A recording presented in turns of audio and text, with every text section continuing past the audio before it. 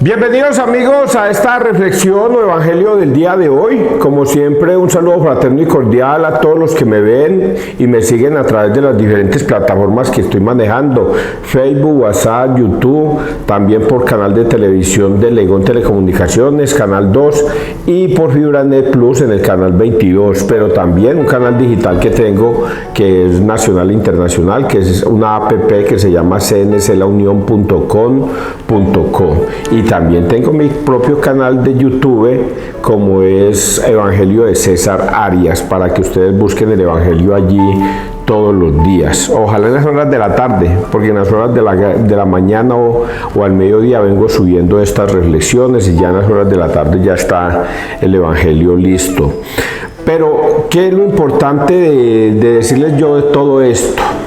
Vea, yo desde hace unos 2 años para acá, digo yo, si no es más tiempo, he venido ya predicando la palabra de Dios. Antes me daba miedo, antes yo no me atrevía a hacerlo, aparte de que no me consideraba digno de hacerlo, porque yo decía, no, eso tiene que ser para una persona súper especial, una persona que haya estudiado mucho y que sepa mucho de la Biblia y todas las cosas. Y evidentemente es verdad, antes yo no sabía mucho de la Biblia porque me daba miedo leerla. Me daba miedo leerla porque decían que el que leía la Biblia era un loco, o se volvía un loco. Y resulta que los locos son los que no leen la Biblia.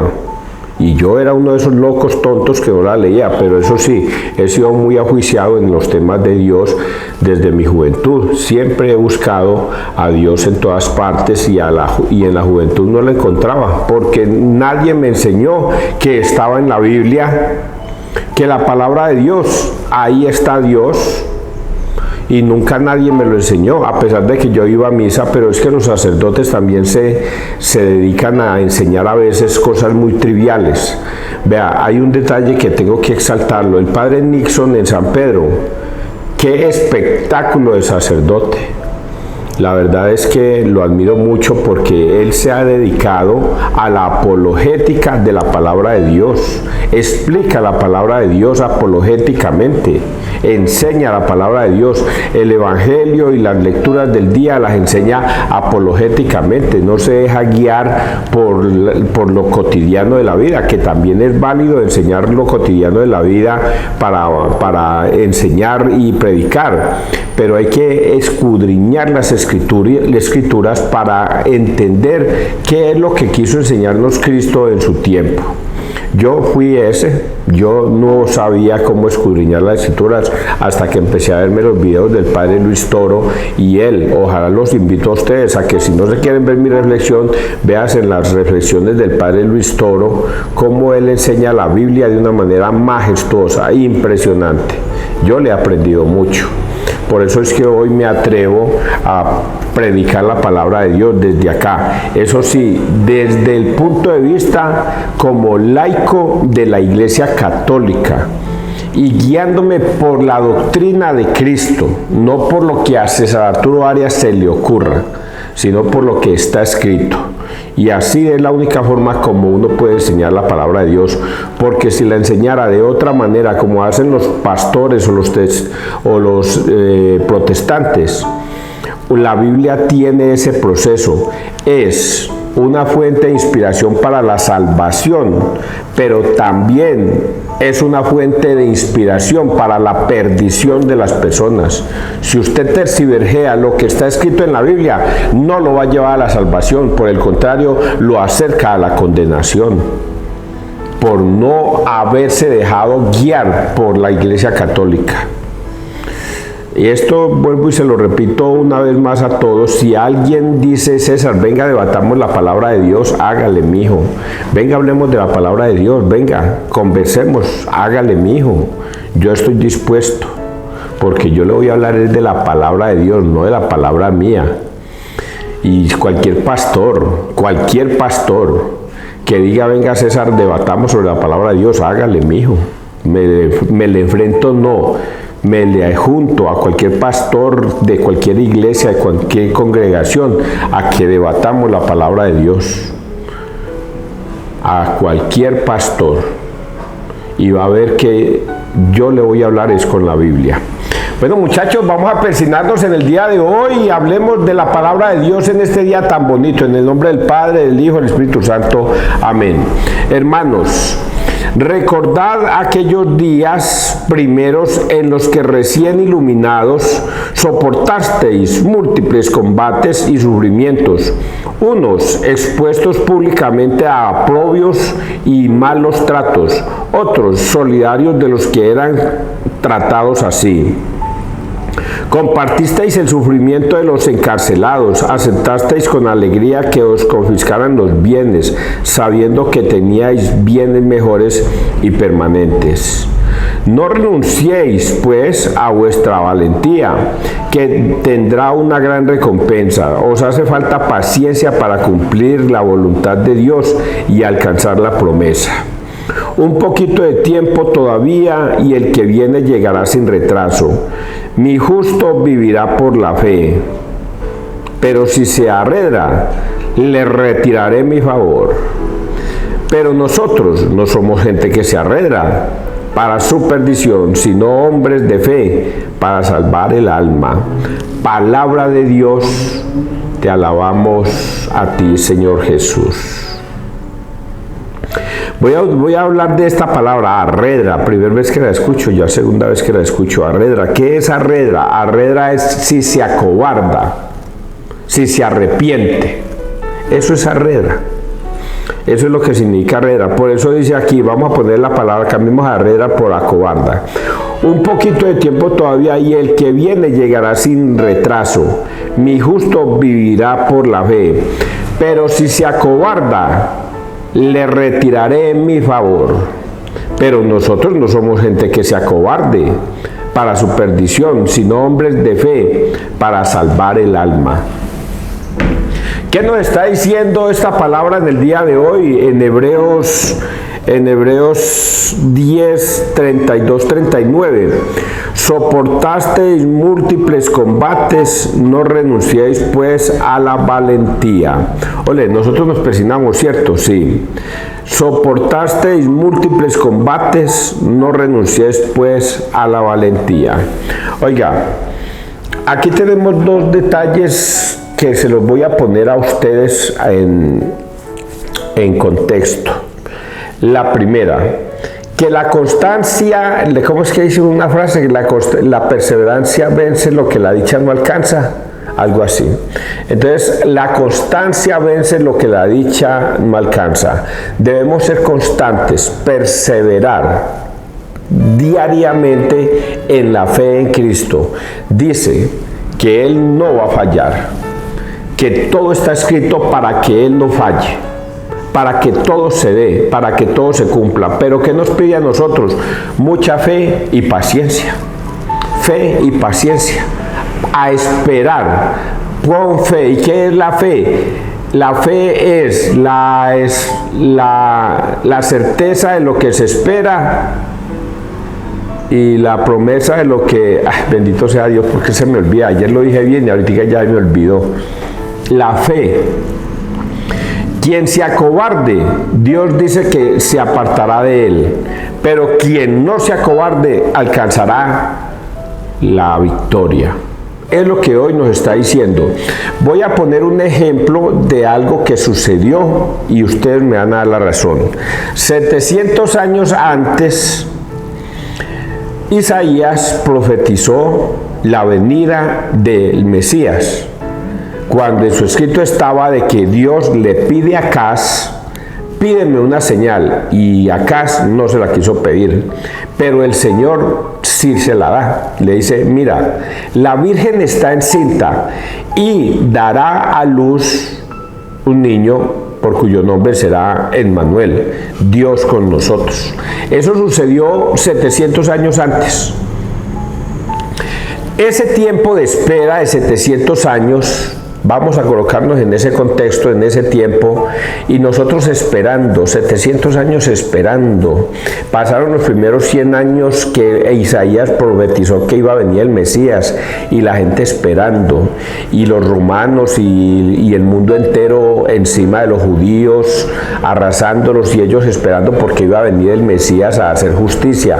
100 años, 200 años, y nada que pasaba. 300 años, nada que pasaba. 400 años y nada que pasaba, pero el Señor decía: conserven la fe, conserven la fe, conserven la fe de que Él prometió y lo va a cumplir, Él lo va a cumplir. 400 años y nada. Eso sí será verdad, hombre, o esto sería mentiras de Isaías, por Dios bendito, pero es que han pasado 400 años, 500 años y nada. Por Dios, 500 años, han muerto miles de personas esperando al Mesías y nada que llega, y nada que llega. Y murieron incluso esperando y nada que llega. 600 años y la gente esperando, Dios mío bendito, ¿por qué no llega? Van 600 años y los romanos nos tienen azotados, y bueno, el mundo entero nos tiene azotados, y hemos perdido nuestras casas, nuestras propiedades, nos han encarcelado injustamente, hemos padecido injusticia y de todo y nada. Hasta que se llegó el día, y lo primero que hizo Dios fue mandar a Gabriel, al arcángel San Gabriel, a una aldea, y es llegar a una mujer virgen que se va a llamar María. Y María, una mujer, una jovencita, recibe al arcángel San Gabriel toda asustadita: ¿quién soy yo? Y el arcángel San Gabriel le dice: bendita tú eres entre todas las mujeres, y bendito es el fruto de tu vientre Jesús. Salve, oh María, llena eres de gracia, el Señor está contigo. Salve, oh María. Y María queda perpleja de ese saludo tan bonito. La saludan como si fuera una reina, una emperadora, una emperatriz, perdón. ¿Qué es eso? Y es María la escogida para que 700 años se cumplan después. Eso es lo mismo que pasa hoy. El Señor nos pide a través de esta lectura que debemos tener la paciencia del mundo en fe de que Él lo que ha prometido, que va a volver y se va a llevar a los santos, a los buenos, a los que han perseverado en la fe, que Él va a venir. Ya tenemos el ejemplo. ¿Se cumplió o no se cumplió? Se cumplió. No sabemos cuándo, por eso el Señor nos dice acá: perseveren, pero si se acobardan, si se alejan, no tendrán esa salvación. Por lo tanto, ustedes no son cobardes, los que permanecen en la fe no se acobardan, sino que permanecen en la fe. Vamos a leer el Salmo, Salmo 36. El Señor es quien salva a los justos. Confía en el Señor y haz el bien. Habitarás tu tierra y reposarás en ella en fidelidad. Sea el Señor tu delicia, y Él te hará lo que pide tu corazón. Encomienda tu camino al Señor, confía en Él, y Él actuará. Hará tu justicia como el amanecer, tu derecho como el mediodía. El Señor asegura los pasos del hombre, se complace en sus caminos. Si tropieza, no caerá, porque el Señor lo tiene de la mano. El Señor es quien salva a los justos, Él es su alcázar. En el peligro el Señor los protege y los libra de los malvados y los salva, porque se acogen a Él. El Señor es quien salva a los justos. ¿Entendieron esta parte? Hay que acogernos a Él. Dichoso el que se acoge a Él, permanece en Él, continúa con Él y está todo el tiempo con Él. Porque el Señor dice que Él salva a los justos. El que persevera y permanece en Él. Oiga, voy a decir otra cosita aquí, porque todo el mundo digo yo, me dice que por qué yo critico tanto a los protestantes. ¿Por qué los critico tanto? Pues porque primero el padre Luis Toro me ha enseñado que van por un camino equivocado. y que es un camino donde Satanás los tiene dominados. Y dos, porque con mi llamado espero que ellos escuchen la palabra de Dios y se conviertan, a fin de que no se pierdan en la vida. Entonces hoy el Señor nos dice que Él salva a los justos, a los que permanecen en Él. César, nosotros permanecemos en Cristo, diría un evangélico. Un adventista diría: César, nosotros permanecemos en Cristo, inclusive hasta no comemos ni carne. Y los testigos de Jehová, nosotros salimos a las plazas públicas y nos hacemos de dos en dos, permanecemos en Cristo. ¿Cómo así, muchachos? Mateo 7, 21, 23 nos va a decir cómo es permanecer en Cristo. Y por eso es que Él dice esto, y ustedes busquen en Mateo 7, 21, 23, cómo es permanecer en Cristo. No todo el que me dice Señor, Señor, entrará al reino de los cielos, sino el que hace y obedece la voluntad de mi Padre. Y muchos me dirán: pero Señor, nosotros predicábamos tu palabra, profetizábamos tu palabra. Y otros me dirán: nosotros arrojábamos demonios con tu palabra, con tu nombre. Y otros me dirán: nosotros hacíamos hasta milagros, Señor, en tu nombre. Y el Señor, ¿por qué no los acobija? Porque el Señor dice: no los conozco, alejados de mí, hacedores de la maldad. ¿Por qué les dice hacedores de la maldad si ellos aleluyan, alaban y glorifican a Dios todos los días y quieren permanecer en Él? Pero es que hay un detalle: no le obedecen, no le obedecen. Por ellos jamás van a ir a confesarse con un sacerdote, ellos jamás van a ir a comulgar la Eucaristía, porque no le obedecen. Creen que aleluyar, alabar y glorificar a Dios es más que suficiente, pero alejado de la doctrina de Cristo. Si usted se aleja de la doctrina de Cristo, ahí no hay nada. Corintios, ayer les decía que se me había olvidado, Corintios 15, 2. Leas en el libro de Corintios 15, capítulo 15, 2. Dice: seréis salvos si conserváis el evangelio tal y cual nosotros se la hemos predicado. De lo contrario, habréis creído en vano. Si usted coge la Biblia, la interpreta a su propio tamaño y no obedece lo que está escrito, entonces usted no será salvo. Es el problema de Juan 20, 21, 23. El Señor manda a confesar. Al que pida perdón, perdonen los pecados. Al que se los retengan, reténgaselos. Y los protestantes todos dicen: yo que voy a ir a confesarme con un sacerdote que es un hombre común y corriente igual que yo, y le voy a pedir perdón. Él no tiene autoridad aquí en la tierra. Pero venga, Jesucristo lo ordenó en su doctrina, es un mandato: vayan, y a quienes les perdonéis los pecados les quedan perdonados. ¿Qué no entiende de eso? El Señor mandó. ¿Qué debo hacer yo? Obedecer.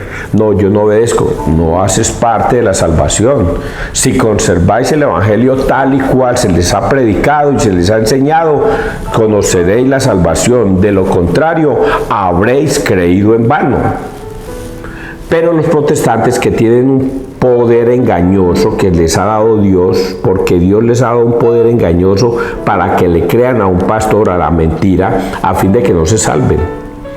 Y porque el Dios de este mundo, que es Satanás, les ha cegado el entendimiento para que no vean el resplandor del evangelio. Por eso a ellos les cuesta trabajo creer que un sacerdote tiene poder para perdonar pecados. No lo logran entender, y entre más lo escuchan, no lo logran entender. Porque eso lo leímos hace 3 días en la parábola del sembrador. Porque a ustedes se les ha dado entender las parábolas, los mensajes, pero a ellos no, a ellos se les dice en parábolas, para aunque viendo no vean y oyendo no entiendan, a fin de que no se arrepientan y no sean salvos. No se salvarán. los que no obedezcan la palabra. Y vamos a leer el Evangelio, Marcos 4, 26, 34. Un hombre echa semilla y duerme a la semilla, y la semilla va creciendo sin que él sepa cómo. En aquel tiempo Jesús decía al gentío: el reino de Dios se parece a un hombre que echa semilla en la tierra. Él duerme de noche y se levanta de mañana. La semilla germina y va creciendo sin que él sepa cómo. La tierra va produciendo frutos sola, primero los tallos, luego la espiga, después el grano. Cuando el grano está a punto, se mete la hoz porque ha llegado la siega. Dijo también: ¿con qué podemos comparar el reino de Dios? ¿Qué parábola usaremos? Con un grano de mostaza. Al sembrarlo en la tierra es la semilla más pequeña, pero después de sembrada crece y se hace más alta que las demás hortalizas y echa ramas tan grandes que los pájaros del cielo pueden anidar a su sombra. Con muchas parábolas parecidas les ponía la palabra acomodándose a su entender. Todo se lo exponía con parábolas, pero a sus discípulos se lo explicaba todo en privado. Palabra del Señor, gloria a ti, Señor Jesús. Esto va para los cultivadores de la tierra. Esta parábola o este mensaje bíblico o evangelio lo entienden perfectamente los que siembran la tierra, los cultivadores, los campesinos, entienden perfectamente esta parábola o este mensaje. Y es que ellos son testigos de ver cómo en una noche sembraron una semilla, la taparon, le echaron agüita, le echaron abono y se acostaron a dormir, y al otro día ¡pim!, comienza a brotar esa semilla. Y le siguen echando agüita y ven cómo esa semilla va creciendo y se forma un tallo, y cómo más adelante forma una espiga y cómo comienza a dar frutos. Los campesinos y los agricultores son los que más agradecidos deben vivir de Dios, porque ellos dicen: ¿cómo es posible que yo le meta una semilla a un hueco, lo tape, le eche agua y eso brote un árbol? O lo que esté sembrando, una mata, o lo que esté sembrando. ¿Cómo es posible? ¿Quién hace que eso sea posible? Me veía una película hace muchos años, y debe estar en internet también, que se llama El último día del fin del mundo, creo que se llama esa película. Y es que después de que cae la bomba nuclear, y ponían una bomba nuclear que caía en el mundo entero y todo se moría. Entonces, mucha gente se murió, pero muchos quedan vivos, y quedan vivos luchando por sobrevivir. Y entonces esos que luchan por sobrevivir, el gobierno comienza a administrar la comidita que quedó en graneros y todas las cosas, administrarle y darle de a poquito a todos, y muchos morían de inanición. Pero le seguían la huella a dos cosas. Una mujer fue violada por esos días, por unos tipos, y le siguen la huella a esa mujer como en su vientre crece un feto, y todo el mundo está pendiente de ese feto, y esta mujer padece y sufre y todas las cosas. Y la semilla también comienza a escasear, y entonces ellos comienzan a sembrar semilla en los campos, pero la tierra está llena de la bomba nuclear, está llena de radiación y todas estas cosas, la tierra. Entonces resulta que la semilla se levanta, apenas sale, inmediatamente muere, y no logra hacer todo el proceso para generar fruta, para generar la espiga, porque la tierra está contaminada. Entonces ven cómo el hombre va a terminar muriendo de inanición, porque la tierra no produce, está demasiado contaminada por la radiación de la bomba nuclear. Y luego, para terminar la película, muestran el proceso de la mujer, y cómo ven que la mujer por fin va a dar a luz, después de 9 meses va a dar a luz. Y cuando miran ella el nacimiento, no muestran quién nació, pero sí muestran el rostro de los que reciben el parto, el médico y las enfermeras. y quedan horrorizados. Quedan horrorizados. Entonces en la mente de uno queda de que lo que nació en ese feto es algo deforme, algo que no tiene vida, algo que no puede darse. Entonces ese es el fin del mundo en esa película, hay una cosa impresionante. Hoy Dios nos muestra en parábola ese proceso de la semilla, que nosotros no sabemos cómo es que germina, qué es el proceso que se da, pero que si no fuera por gracias a Dios y no se tuviese la paciencia para esperar a que la semilla brote, crezca, forme el tallo, la espiga, no se cosecha al final. Es lo que hoy la palabra de Dios nos quiere enseñar, que debemos tener paciencia y fe para esperar que Dios vendrá. Ese es el mensaje de hoy. La paciencia de Dios a esperar con fe de que Él vendrá. Pero que cómo se debe esperar, con la fe, sin heredar, algo así, sin acobardarnos, sino firmes en la fe, firmes en Cristo, firmes en su palabra, firmes en su doctrina, firmes en su iglesia, firmes en lo que Él nos enseñó. Que Dios te bendiga, que Dios nos bendiga donde quiera que todos estemos.